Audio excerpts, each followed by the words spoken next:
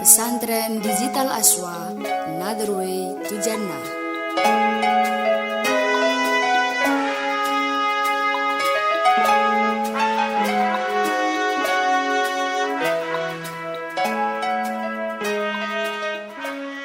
Assalamualaikum warahmatullahi wabarakatuh.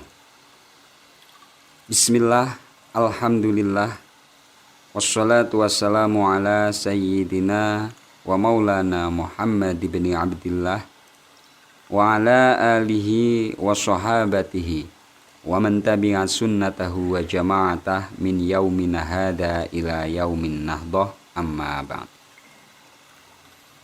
Teman-teman santri digital yang berbahagia, puji syukur alhamdulillah, kali ini kita masih diberikan hidayah, inayah serta taufik dari Allah Subhanahu wa Ta'ala, sehingga masih bisa untuk mudawamatit ta'alum.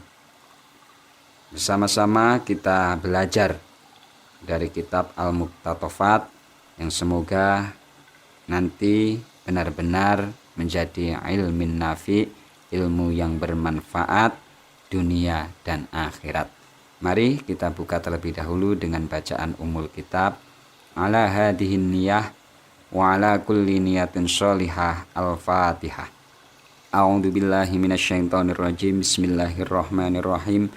Alhamdulillahi rabbil alamin arrahmanir rahim maliki yaumiddin.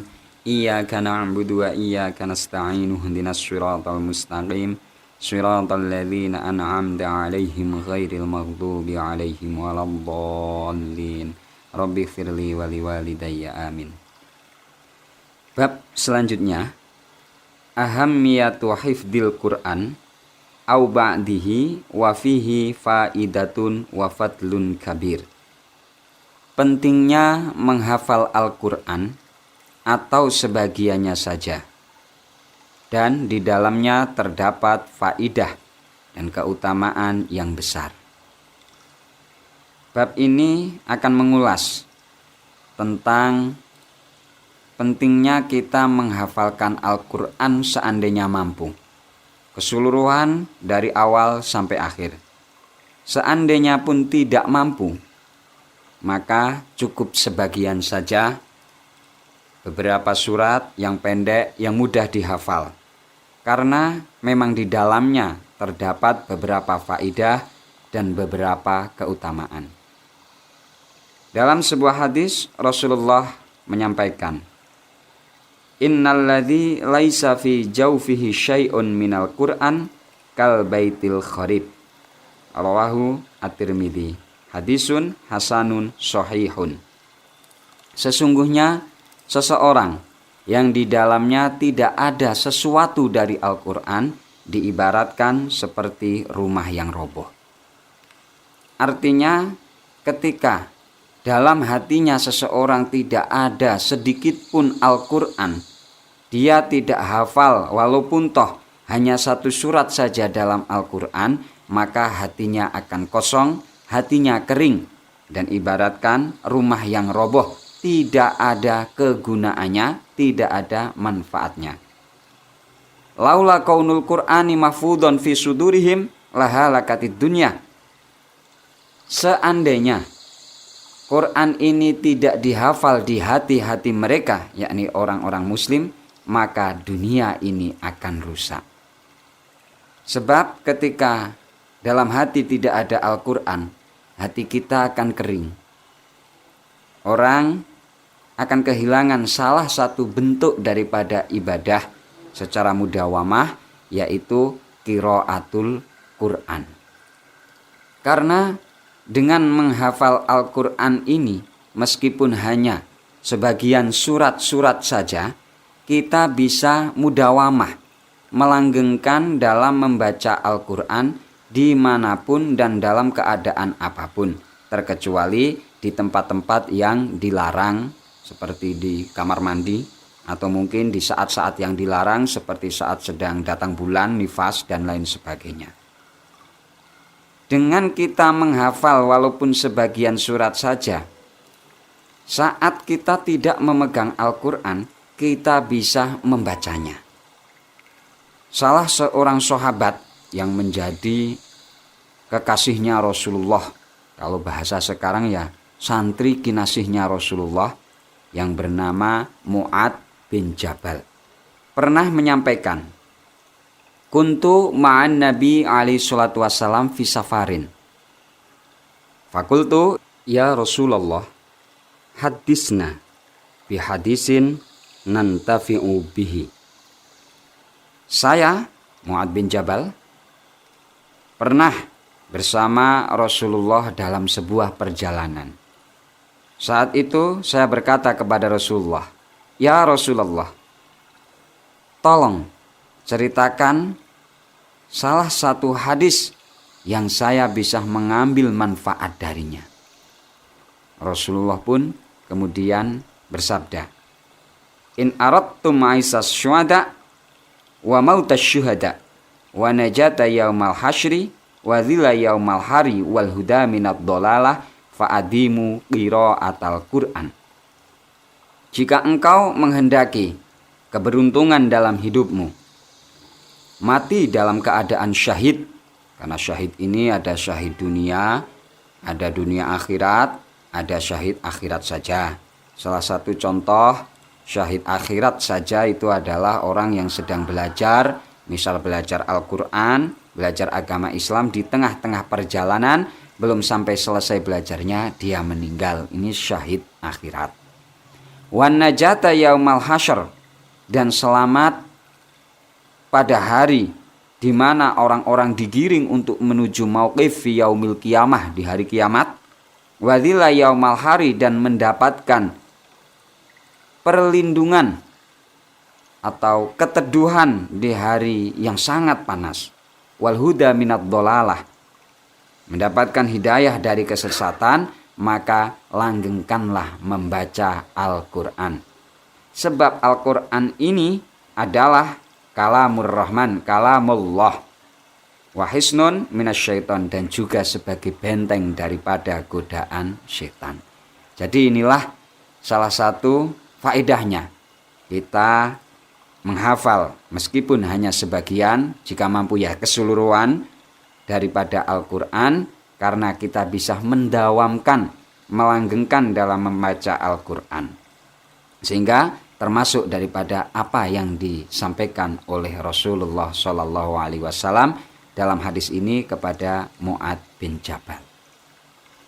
Namun perlu juga kita ketahui bahwa setelah kita misalnya hafal Al-Quran dari awal sampai akhir, dapat titel hafid, hafidhah atau hamilul Quran, bukan berarti kita sudah termasuk orang yang menguasai tentang agama Islam.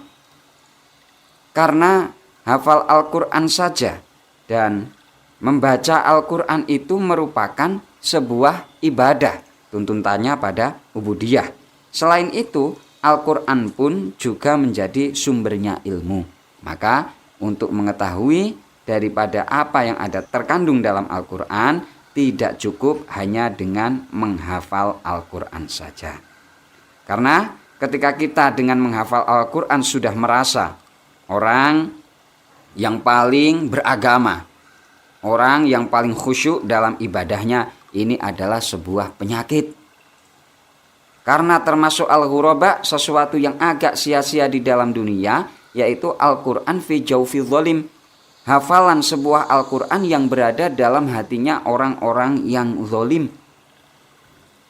Kalau kita mengingat tentang sejarah lahirnya sekte ekstrem atau Islam radikal, ini adalah mereka kelompok yang tidak memahami Islam, rata-rata qaimul lail, tapi setiap malam melakukan sholat tahajud.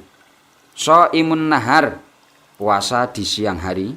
Hafizul Quran, dan juga mereka hafal Al-Quran. Seperti Abdurrahman bin Muljam, pembunuh Sayyidina Ali karamallahu wajhah, ini adalah orang yang hafal Al-Quran.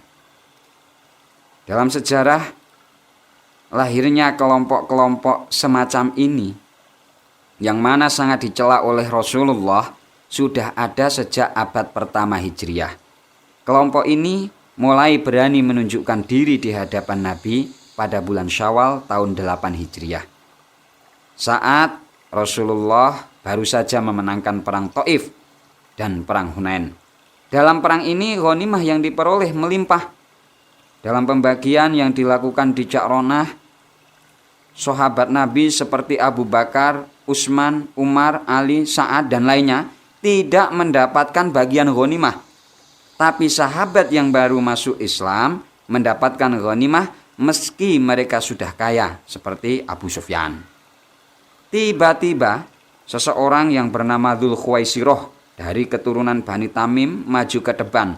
Dengan sombongnya dia berkata, "Berlaku adillah, hai Muhammad." Nabi pun berkata, "Celakalah kamu. Siapa yang akan berbuat adil jika aku saja tidak bisa berbuat adil?" Lantas Umar berkata, "Wahai Rasulullah, biarkan ku penggal saja lehernya." Nabi menjawab, "Biarkan saja." Ketika orang itu berlalu, Nabi pun bersabda, "Akan lahir dari keturunan orang ini kaum yang membaca Al-Quran tapi tidak sampai melewati batas tenggorokannya, tidak memahami substansi misi-misi Al-Quran dan hanya hafal di bibir saja.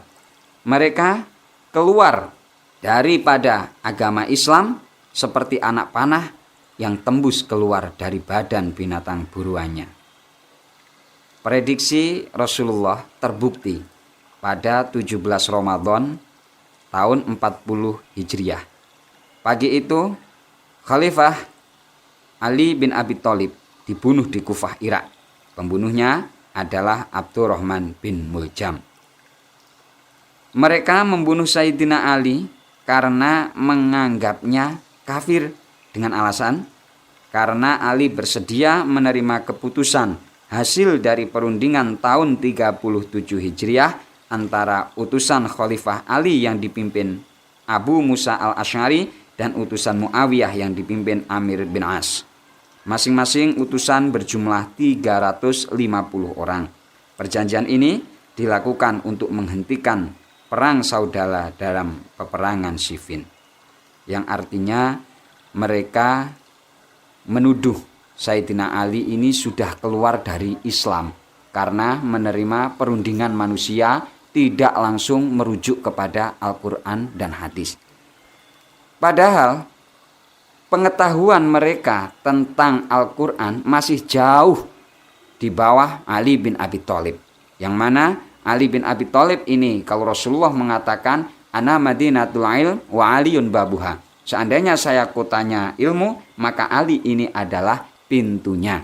Bahkan Ali ini adalah awwaluman yadkhulul Islam minasibyan, orang pertama yang masuk agama Islam dari golongan anak kecil. Sihirul Rasulillah juga menantu Rasulullah. Tapi karena oleh orang-orang yang tidak begitu paham tentang ajaran agama, dituduh kafir sehingga halal dibunuh. Inilah mengapa perlunya kita mempelajari ilmu agama secara mendalam. Bukan hanya kita hafal Al-Quran saja, meskipun itu menjadi sebuah ibadah, sebuah keutamaan bagi kita. Tapi itu cuman sebatas ibadah. Sedangkan untuk mengetahui tentang ajaran Islam, kita harus tahu tentang apa itu ilmu fikih, ilmu tauhid, dan ulumul Quran, ilmu-ilmu yang ada dalam Al-Quran dan hadis. Teman-teman santri digital yang berbahagia, maka dari itu terakhir, kita yang sudah hafal meskipun hanya sebagian kecil daripada Al-Quran, itu untuk menjadikan sebuah sarana kita beribadah. Kita bisa membaca Al-Quran meskipun kita tidak membawa mushafnya. Mungkin itu saja yang bisa kami sampaikan pada pertemuan kali ini.